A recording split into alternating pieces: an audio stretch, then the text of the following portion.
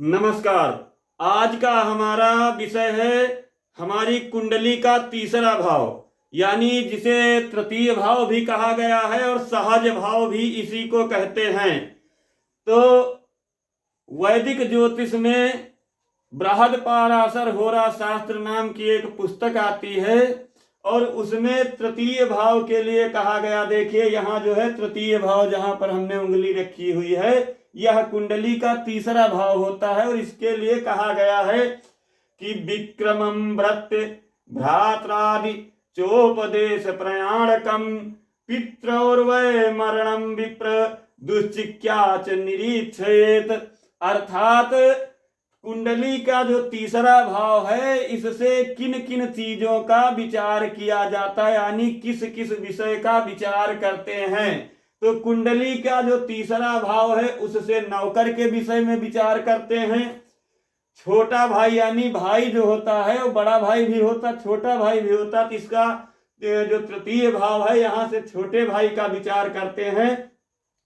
उपदेश लेना या उपदेश देना, इसके विषय में भी विचार किया जाता है।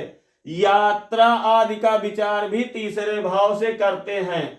पिता के मरण का विचार भी जो है यही तृतीय भाव से किया जाता है।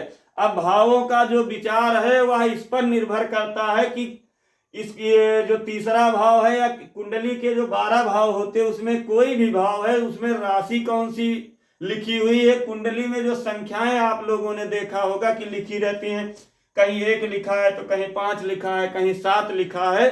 तो वह जो संख्याएं होती हैं वह राशियों को जो है दर्शाती हैं और हमारे किस भाव में कौन सी राशि पड़ रही है, कौन सा ग्रह बैठा हुआ है या किस ग्रह की दृष्टि पड़ रही है, इस पर सारा कुछ निर्भर करता है। तो वह विषय मैं आप लोगों को आगे बताऊंगा।